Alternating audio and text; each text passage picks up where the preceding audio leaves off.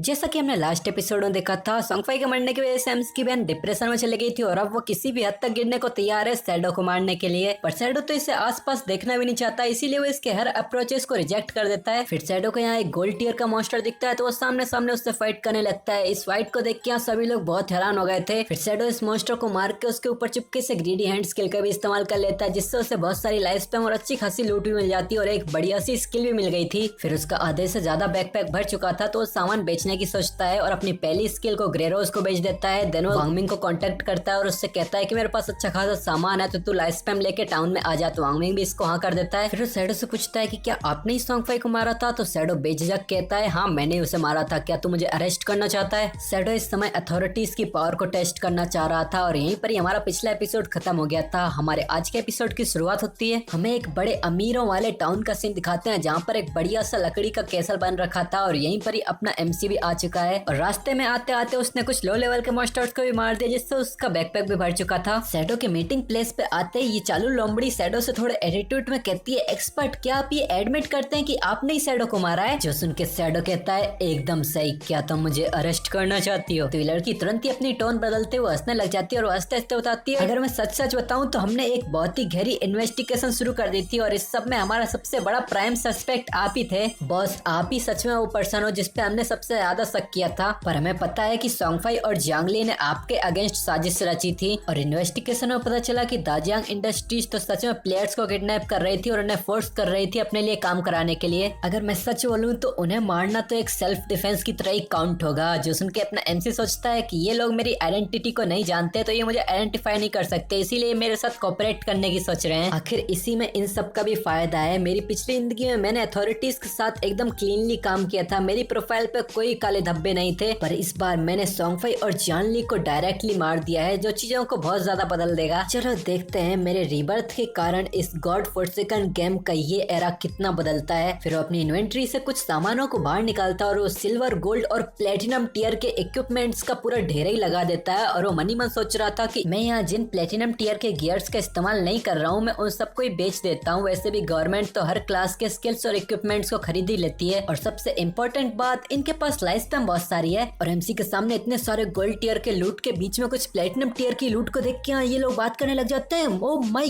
Goodness, platinum tier के equipment, platinum tier की skills, expert क्या आपने प्लेटिनम टीयर के बॉस को अकेले ही मार दिया? नहीं, यहाँ पर तो कोई ग्लोबल अनाउंसमेंट तो ही नहीं थी। तो शैडो कहता है हाँ बस मेरा लक थोड़ा सा कभी कभी अच्छा हो गया था। लिटिल स्नो ने भी देखा था, मुझे एक जेट टीयर की स्किल बुक मिल गई थी। यहाँ एमसी गुयुए को ही लिटिल स्नो कह के बुला रहा है। लिटिल स्नो कहती है मैंने खुद से देखा था कि बॉस ने एक जेट टीयर की ट्रेजर चेस्ट को ओपन किया था जिसके अंदर से उन्हें प्लेटिनम टीयर के ड्रॉप्स मिले थे। बस उस समय इनका लक अच्छा था जो उनको चेस्ट मिल गई रास्ते में ही। इनकी बातें सुन के यहाँ लिटिल ब्लैक को थोड़ी जलन होने लग जाती है और वो बड़बड़ाने लग जाती है कि इस लड़की को तो लिटिल स्नो बुला रहे हैं एक्सपर्ट और मुझे लिटिल ब्लैक बुलाते हैं। तो पीछे से शैडो कहता है तो ठीक है, आपसे मैं तुम्हें लिटिल ब्लैक ही बुलाऊंगा। जिस सुन के इस लड़की को और भी ज्यादा शर्म आने लग जाती है और वो इस पे चिल्लाती है लिटिल ब्लैक ही ठीक है। यहाँ वांगमिंग जब सबसे खुद को कंपेयर करता है कि वो कितनी हाइट तक पहुंच गया है, पर जब वो खुद को शैडो से कंपेयर करता है तो उसकी सारी हेकड़ी निकल जाती है और वो कहता है सच में कंपैरिजन खुशी चुरा लेती है। उसी के बगल में जस्टिस एग्जीक्यूशन कहती है हाँ सच में हमने तो एक सिल्वर टीयर के बॉस के सामने भी कितना ज्यादा स्ट्रगल करना पड़ रहा था और इन्हें तो कैजुअली एक जेट टीयर की चेस्ट में प्लेटिनम टीयर के इक्विपमेंट मिल रहे हैं। फिर शैडो सबका हिसाब किताब करने लग जाता है और वो कहता है कि ये प्लेटिनम टीयर की आर्चर स्किल बुक 2500 दिनों की है, ये प्लेटिनम टीयर का बर्जरकर वेपन 1500 दिनों की, ये प्लेटिनम टीयर की मेज की स्किल बुक ये है 3000 दिनों की ट्रेडेबल लाइफ स्पैम की। फिर ये सारे गोल्ड टीयर के इक्विपमेंट और स्किल बुक ये पूरे 8000 दिनों के। और अब मैं तुम लोगों के लिए बाकी बचे 25 प्लेटिनम टीयर के इक्विपमेंट और स्किल बुक्स को डिस्काउंट में दे के 16000 ही कर देता हूँ। 16000 दिनों की ट्रेडेबल लाइफ स्पैम में ये हो जाएंगे। एमसी जैसे ही काउंटिंग फिनिश करता है ये लड़की तुरंत ही कह देती है चलो ये डील रही। जो सुन के पीछे वांगमिंग फ्रीक आउट करने लग जाता है, वो किसी बिल्ली की तरह उछल पड़ता है और वो चिल्लाता है हाँ वेट कैप्टन, आपने ऐसे ही प्राइस को एक्सेप्ट कर लिया बिना किसी बार्गेनिंग के? तो कैप्टन कहती है हाँ बार्गेनिंग, मेरे ख्याल से ये प्राइस तो देखने से सही लग रहा है। मैं वांगमिंग और लिटिल स्नो का पुराना उधार भी एक ही टाइम पे सेटल कर दूंगी। और इसी के साथ थोड़ी देर में ये डील कंप्लीट हो जाती है।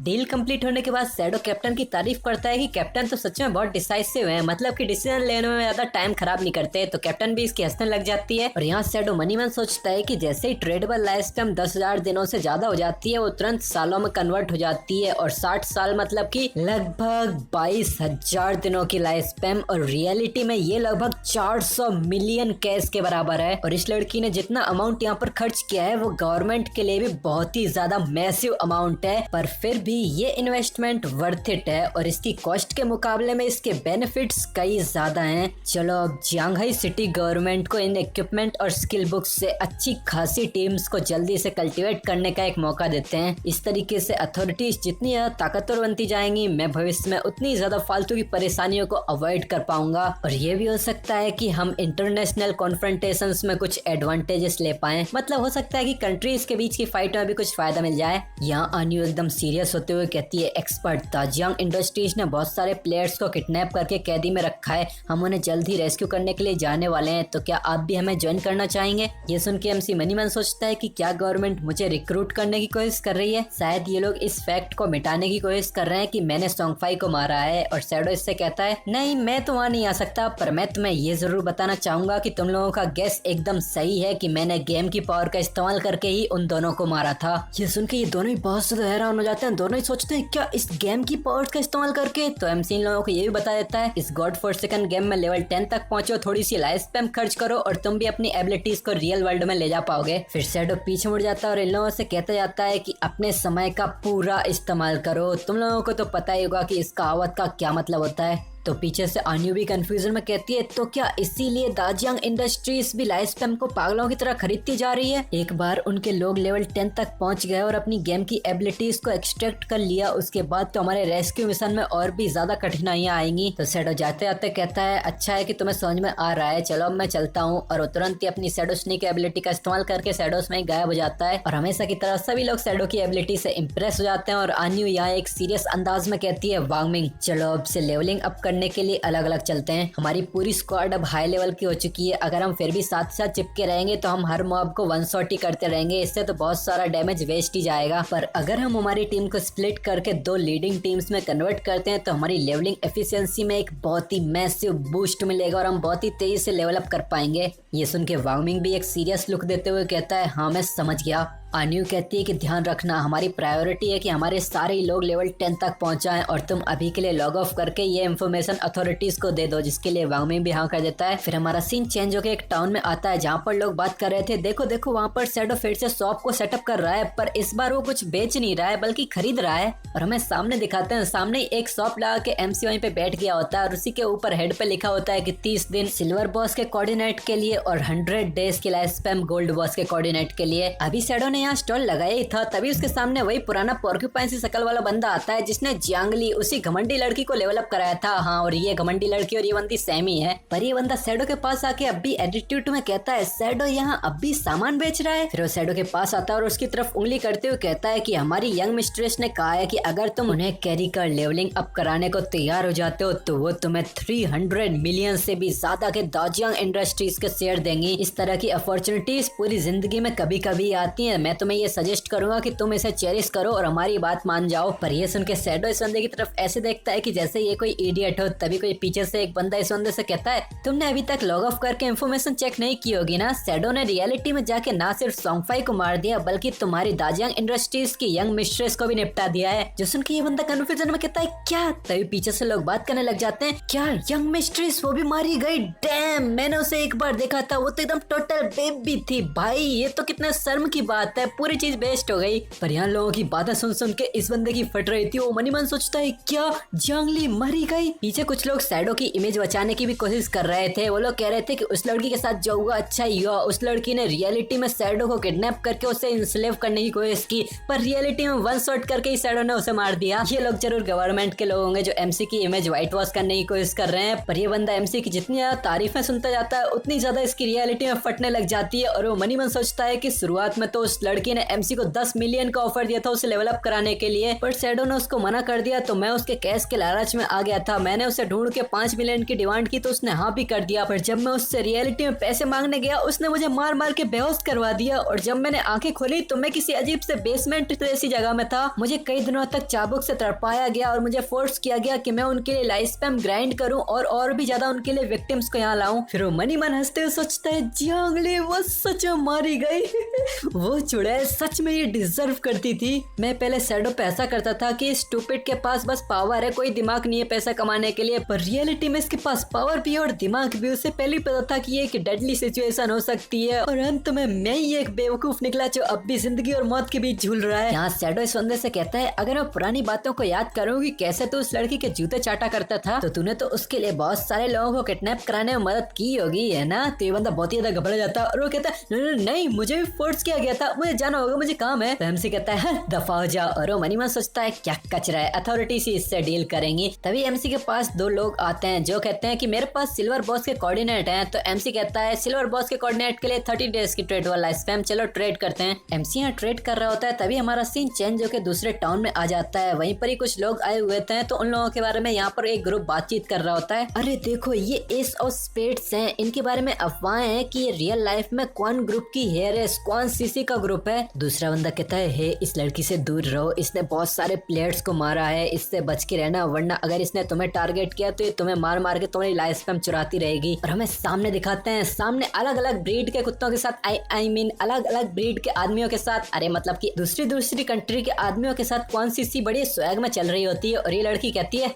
ये गेम इतना भी इम्प्रेसिव नहीं लगता, बस थोड़ी पॉकेट मनी खर्च करके स्किल्स और इक्विपमेंट खरीदो और बाकी लोगों से कॉम्बैट पावर में थोड़ा आगे निकल जाओ। देन उन प्लेयर्स को हंट करो जिनके पास ज्यादा लाइफ स्पैम है ताकि तुम उनकी लाइफ स्पैम ले लो, सिंपल। और वो पास्ट को इमेजिन करती है जहाँ पे उसने ऐसी चीज बहुत बार की भी है और वो यहाँ पर रियलिटी में गुस्से में कहती है इस डैम गेम की वजह से मेरी फ्लाइट मिस हो गई, अभी मुझे नॉर्थ अमेरिका में होना चाहिए था, मैं अपनी जिंदगी को एंजॉय कर रही होती। कुछ मैं बोल नहीं सकता भाई, येलो डॉलर आ जाएंगे। बस तुम लोगों को अगर पढ़ना आता है तो पढ़ लो, बस ये जिंदगी के मजे लेने के बारे में सोच रही है कुछ ज्यादा ही बड़े बड़े। फिर ये अपने बगल वाले आदमियों को देखती है जो उसके देखने भर से ही थर थर कांपने लग जाते हैं और वो कहती है मैं उस सब की जगह यहाँ इस दागसे सिटी में फंसी रह गई हूँ और अब कंट्री से बाहर भी नहीं जा सकती। जरा यहाँ के लोकल आदमियों को तो देखो, एकदम कीड़े मकोड़ों की तरह कमजोर हैं। टोनी तुम्हारे यहाँ के आदमी कितने ज्यादा चार्मिंग हैं। तो इसके बगल में एक हट्टा कट्टा आदमी, इसका नाम शायद से टोनी है, ये बंदा कहता है मिस क्वीन आपका टेस्ट तो सच में एक्सीलेंट है, हम तो नेचुरली इन लोकल आदमियों से सुपीरियर हैं और हम उस डिपार्टमेंट में भी बहुत ज्यादा ताकतवर हैं। जब हम रियलिटी में पहुंचेंगे तो आप फर्स्ट हैंड एक्सपीरियंस कर सकती हैं। जैसे उनकी इस लड़की का चेहरा टमाटर की तरह लाल पड़ने लग जाता है और वो ठरकियों जैसी शक्ल बनाते हुए कहती है ओके मैं भी ये देखना चाहूंगी। फिर ये लोग आगे बढ़ने लग जाते हैं और वो लड़की कहती है मैंने सुना कि वो कचरा सॉन्गफाई मारा गया, मैंने उसके साथ एक बार पहले खेला था, उसका तो सिर्फ 1 ही मिनट में खत्म हो गया, क्या कचरा था वो। फिर उसका चेहरे का रिएक्शन बदलने लग जाता है, वो कुछ ज्यादा ही कांपने लग जाती है, उसके हाथ कहीं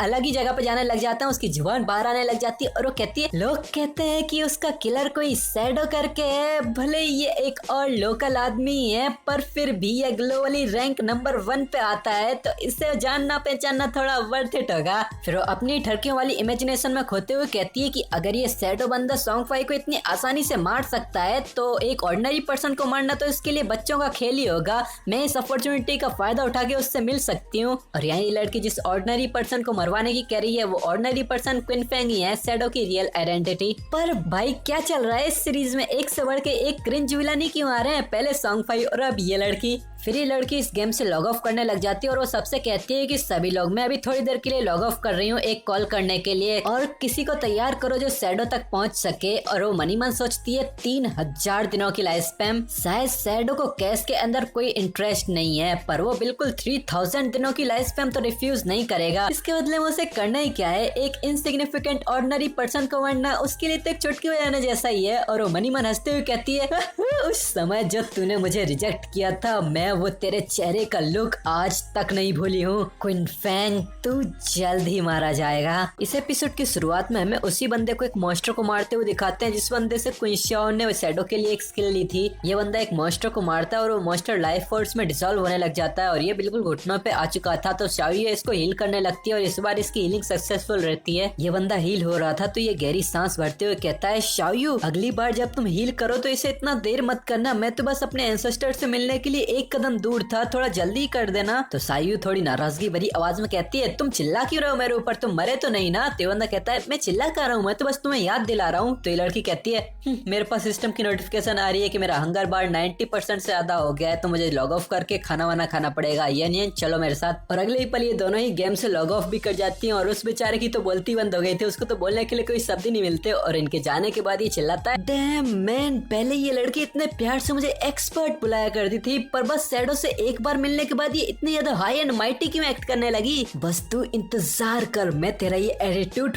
फाड़ के टुकड़ों में बांट दूंगा। फिर हमारा सीन चेंज होकर रियल वर्ल्ड में एक अपार्टमेंट बिल्डिंग की तरफ आता है और यहीं पर ही है शाओ का नया अपार्टमेंट। और जैसा कि तुम देख ही सकते हो यहाँ एक भी चीज अपनी सही जगह पर नहीं रखी है, हर कपड़ा इधर उधर फेंका हुआ है। ये लड़की अपने गेम से बाहर आती है और वो मन ही मन सोचती है, कितनी ज्यादा भूख लग रही है। तो ये लड़की फटाक से अपना फोन ओपन करके कुछ डिलीवरी ऑर्डर करने के बारे में सोचती है और वो चेक करते हुए कहती है, क्या यहाँ पर तो कोई भी डिलीवरी प्लेसेस ओपन ही नहीं है, सभी क्लोज हो चुकी है क्योंकि यहाँ पर कोई राइडर अवेलेबल ही नहीं है। तो अब सभी लोग गॉड फॉरसेकन गेम में ही हैं। पहले घर पे तो हमेशा क्विन फैंग ही मेरे लिए खाना बनाता था, मुझे तो एक उंगली उठाना तो दूर सोचने की भी जरूरत नहीं पड़ती थी, वो हर वक्त कुछ ना कुछ लेके आ ही जाता था। ये अभी और भी ज्यादा रिग्रेट करने ही वाली थी, तभी इसका ईगो बीच में आ जाता है और वो अपना सर पीटते हुए कहती है, शाओ ध्यान दे, ये तो बस खाना ही है, फ्रीडम के कंपैरिजन में तो ये कुछ भी नहीं है। फिर वो खुद को ही मोटिवेट करने के लिए खुद से ही बोलने लग जाती है, तू स्ट्रांग है, तू ही बेस्ट है, तू ये कर सकती है शाओ, बिना क्विन फैंग के तू तो और भी ज्यादा बेहतर है। फिर हमारा सीन चेंज होकर गॉड फॉरसेकन गेम में एक बीच की तरफ आ जाता है। वहीं पर ही एक गुफा से किसी के दहाड़ने की आवाजें आ रही थी और हमें दिखाते हैं वहीं पर ही एक क्रैब टाइप का मॉन्स्टर होता है और इसके ऊपर एक पैर का निशान सा बना हुआ है। यहीं पर ही अपने शैडो की छाया दिखती है और हमें अगले ही पल दिखाते हैं कि शैडो इसको एक ही हमले में खत्म कर देता है, बीच में ही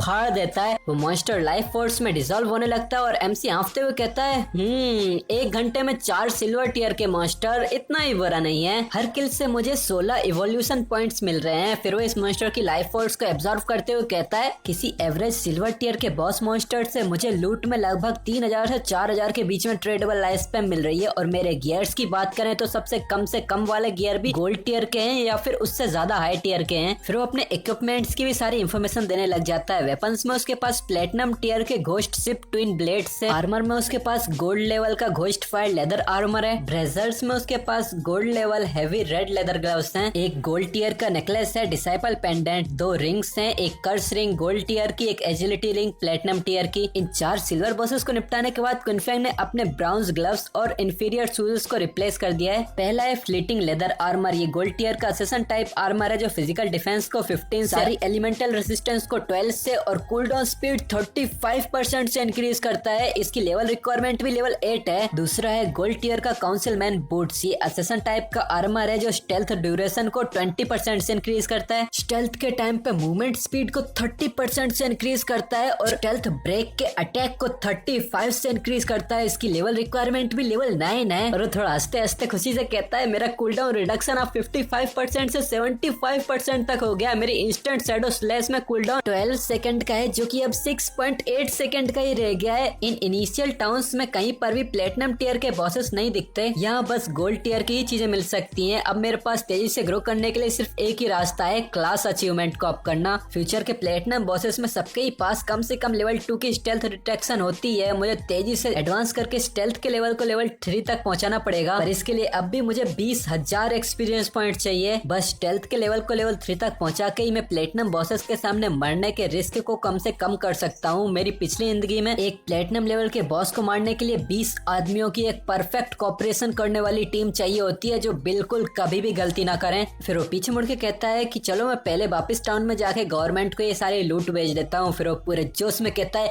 मैं हमेशा सबसे आगे रहूंगा और वर्ल्ड की पहली प्लेटिनम बॉस को खत्म करने की अचीवमेंट भी मेरी ही होगी। फिर हमारा सीन चेंज होकर शाम को आ जाता है जहाँ पर एक टाउन में एमसी ने अपने सारे सामानों को बेच बुझ दिया होता है और उसकी ट्रेडेबल लाइफ स्पैन 105 सालों की हो चुकी होती है और जिस बंदे को एमसी ने वो सामान बेचे होते हैं वो पीछे से एमसी को बाय बाय कर रहा होता है और कह रहा होता है कि अगली बार भी सामान हमको ही बेचना है एक्सपर्ट, जिसके लिए शैडो भी करता है और वो मनी मन सोच रहा था 105 सालों की लाइफ स्पैन, मतलब कि लगभग 40,000 दिनों की ट्रेडेबल लाइफ स्पैन। इससे तो मैं रियलिटी में बहुत सारी चीजों को एक्सट्रैक्ट कर पाऊंगा। एमसी क्या क्या एक्सट्रैक्ट कर सकता है वो सोचते हुए आगे बढ़ ही रहा था, तभी सामने से एक कोने के अंदर से एक बंदा निकलता है और वो एमसी की तरफ हाथ लाते हुए कहता है, हे तुम ही शैडो हो है ना। फिर वो थोड़ा एटीट्यूड के साथ एक स्माइल लेते हुए कहता है, मुझे किसी को मरवाना है, टारगेट रियल वर्ल्ड में है, इसकी कीमत भी अच्छी खासी होगी। तो अब तुम सब शैडो को इतने समय से जानते हो, तो बताओ अब शैडो क्या करने वाला है। वीडियो को पॉज करो और तुरंत कमेंट सेक्शन में लिखो। और हमेशा की तरह एमसी से इग्नोर करते हुए आगे बढ़ने लग जाता है। ये देख के इस बंदे की भी बोलती बंद हो जाती है और ये एकदम से एमसी के सामने भागते हुए आ जाता है और वो कहता है,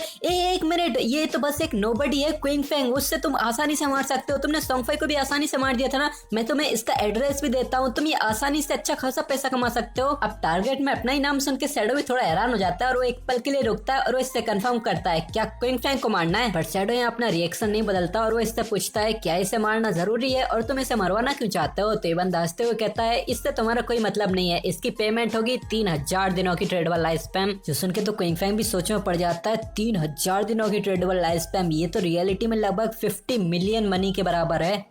ये थोड़ा इंटरेस्टिंग है, आखिर कौन मुझे मरा हुआ देखना चाहता है। ये पर्सन कोई ऐसा नहीं है जिसे मैं अपनी पिछली जिंदगी से जानता हूँ या फिर इस जिंदगी में ऑफेंड किया हो। लगता है मेरे सामने खड़ा ये बंदा बीच का बिचौलिया, मतलब कि एक मिडिल मैन ही है। जो पर्सन क्विंग फेंग को मरवाना चाहता है वो कोई और ही है। मेरी पिछली जिंदगी में रियलिटी में मेरी दुश्मनी मिड गेम या फिर लेट गेम में ही शुरू हुई थी। मेरे दुश्मनों का अभी एक्ट करना ये तो कुछ ज्यादा ही जल्दी हो रहा है। और सामने वो बंदा कहता है, क्या हुआ, तुम्हें भी लालच आ रहा है ना। पर शैडो यहाँ सोच रहा था, एक ऐसा बंदा जो गॉड फॉरसेकन गेम के आने से पहले ही मुझसे दुश्मनी रखता हो और उसके पास इतना सारा पैसा भी हो, वो तो सिर्फ एक ही है, क्वीन सीसी। बस इसी औरत के पास रिसोर्सेस और इरादे दोनों है किसी को हायर करके क्विंग फेंग को मरवाने के लिए। पर अगर ये मुझे मरवाना चाहती तो ये तो मुझे गेम के रिलीज होने से पहले ही मरवा सकती थी। तो इसका मतलब कि इसके पास मुझे हिट लिस्ट में डालने का कोई और ही मकसद है। जरूर उस लड़की का असली गोल शैडो से कनेक्ट करना होगा। और रही बात क्विंग फेंग को मरवाने की, तो ये तो बस उसके लिए एक बोनस टारगेट ही है। आफ्टर ऑल क्विंग फेंग ने तो उसे एडवांस में ही रिजेक्ट कर दिया है। ये तो बहुत दिलचस्प है, मैं तुझे ढूंढने नहीं गया पर उससे पहले ही तू मुझे ढूंढते हुए आ गई। तो शैडो हंसते हुए कहता है, ठीक है, मैं ये सुपारी लेने को तैयार हूँ, पर तुम्हें आधी पेमेंट पहले ही डिपॉजिट करनी पड़ेगी और साथ ही साथ उसे कब मारना है, कैसे मारना है, ये मैं डिसाइड करूंगा। एमसी की बात सुन के इस बंदे के तो रिएक्शन ही बदलने लग जाते हैं, ये परेशान होने लग जाता है और वो कहता है, रुको रुको रुको, पहले आधी पेमेंट जमा करने के लिए मुझे थोड़ी परमिशन लेनी पड़ेगी। फिर हमें थोड़ी देर के बाद का सीन दिखाते हैं, ये बंदा किसी से बातचीत कर रहा होता है। फिर ये शैडो को ट्रेडिंग रिक्वेस्ट भेजता है और वो कहता है, मुझे परमिशन मिल गई, अब मैं आधी पेमेंट तुम्हें सेंड कर रहा हूँ। तो एमसी भी अपनी चैनल को ओपन करता है और एक नोटिफिकेशन आती है कि तुम्हें 1500 दिनों की ट्रेडेबल लाइफ स्पैन मिल चुकी है। एमसी इसे एक्सेप्ट करने के बाद सोचता है, मैं इस डिपॉजिट को पहले ले लूंगा और मैं इसे तुम्हारी परेशानियों के द्वारा दिया गया इंटरेस्ट समझूंगा। ये कीमत मेरे लिए तो कुछ भी नहीं है, पर असल कीमत तो मैं तुमसे तुम्हारे पास आके ही वसूलूंगा। क्विंसीसी, बस तुम इंतजार करो, मैं जल्द ही तुम्हारे पास आऊंगा। फिर बंदा शैडो को एक मैसेज भेजता है और वो कहता है, ये रही टारगेट की लोकेशन और उसकी थोड़ी बहुत डिटेल्स। तुम्हारे जैसे बंदे के लिए इतनी सारी स्किल्स के साथ इस बंदे को ट्रैक करना कोई ज्यादा मुश्किल भरा नहीं होगा। और शैडो इस मैसेज में चांसुई रेसिडेंस का एड्रेस देख के बहुत ज्यादा हैरान हो जाता है और वो मनी में सोचता है, ये तो सच में वही जगह है जहाँ पर मैं रहता हूँ। फिर एमसी बिना अपना रिएक्शन बदले तुरंत ही आगे बढ़ने लग जाता है और वो कहता है, ठीक है, अब तुम्हें जो रिजल्ट चाहिए वो तुम्हें मिल जाएगा। और पीछे ये बंदा बहुत नाराज हो रहा है, एमसी को गालियां दे रहा होता है। अब जबकि हम दोनों ही मिस क्विंसीसी के लिए ही काम कर रहे हैं, फिर भी ये बंदा इतना एंड माइटी एक्ट कर रहा है। फिर हमारा सीन चेंज होके आधा एक घंटे के बाद का जाता है। इसी टाउन में एमसी अभी बॉसेस को ही निपटा रहा होता है और अभी एमसी सोच रहा था कि अब बहुत सारे टाउन्स में लेवल 9 के प्लेयर्स आ चुके हैं, बस लेवल 10 से एक कदम दूर। जैसे ही जांघाई सिटी में 7 लेवल 10 के प्लेयर्स आ जाएंगे, मैं तुरंत ही कॉन्टिनेंट की तरफ निकल चलूंगा। वो यहाँ पर आगे बढ़ रहा था, तभी एक लड़की की प्यारी सी आवाज आती है, हे एक्सपर्ट, रुको रुको। और हमें सामने दिखाते हैं एक काले आर्मर में एक सुंदर सी लड़की। देखने से ये लड़की एक वॉरियर क्लास की लगती है। ये लड़की लड़की बड़े प्यार से कहती है कि मैंने सुना है कि आप बॉसेस के कोऑर्डिनेट्स खरीद रहे हो, मेरे पास एक गोल्ड टियर के बॉस की लोकेशन है, क्या आपको वो चाहिए? तो एमसी ज्यादा माथा पच्ची ना करते हुए कहता है 100 दिन की लाइफ स्पैम और पेमेंट तभी होगी जब मैं बॉस को देख लूंगा। तो ये लड़की चलने का इशारा करती है और वो कहती है कि ठीक है चलो अब मुझे फॉलो करो, ये टाउन के नॉर्थ की तरफ है, हमें थोड़ी सी चढ़ाई करनी पड़ सकती है, मैं तुम्हें गाइड करती हूँ। तो एमसी इसका पीछा करने लग जाता है और वो चलते चलते इससे कुछ सवालात करने लग जाता है। वो पूछता है कि आखिर उस बॉस का नाम क्या है? तो ये लड़की बताती है कि प्लेग रैथ। जो सुन के शैडो सोचता है कि इस लड़की को इसका नाम पता है, मतलब कि इसका उसके साथ सामना जरूर हुआ है। सामने वो लड़की एमसी से पूछती है क्या तुम्हें कोई हीलर चाहिए? उस बॉस के पास एओई पॉइजन डैमेज स्किल है, पर अपना एमसी कहता है बस मुझे गाइड करो, मुझे इसकी कोई जरूरत नहीं है। पर एमसी मनी मन सोच रहा था प्लेग रैथ, जिसका दूसरा नाम प्लेग बेरर भी है, ये सच में एक गोल्ड टियर का बॉस है। इसके आसपास पॉइजन का एक घेरा होता है जिसकी रेंज में कोई भी प्लेयर आएगा उसकी एचपी खिंचती चली जाएगी। सामने ये लड़की एमसी को रास्ता दिखा रही होती है, पर शैडो अब भी यही सोच रहा था कि इस बॉस को हराने के लिए सबसे जरूरी चीज है कि इसे जल्द से जल्द निपटाओ, वरना ये तुम्हारी बहुत ही बुरी हालत कर सकता है। वैसे मेरी अभी की ताकत के हिसाब से इस बॉस को मारना ज्यादा मुश्किल नहीं होगा, इससे निपटने के लिए मेरे पास अच्छी खासी स्किल्स हैं। पर अगर तुम लोगों को इसकी फाइट देखनी है तो तुम्हें इस वीडियो को ज्यादा से ज्यादा लाइक करना पड़ेगा, और जिस बंदे ने इस चैनल को सब्सक्राइब नहीं किया है उसे तो सब्सक्राइब करके तुरंत ही बेल आइकन को ऑल पे सेट करना पड़ेगा, वरना तो तुम्हें पता भी नहीं चलेगा कि कब वीडियो आ भी जाएगी। चलो अब यहीं पर ही सारे चैप्टर्स खत्म हो गए हैं, तो वीडियो भी यहीं पर ही खत्म करते हैं। अब हम मिलेंगे तुमसे नेक्स्ट एपिसोड में, तब तक के लिए इंतजार करो और क्या ही कर सकते हो। Bye bye.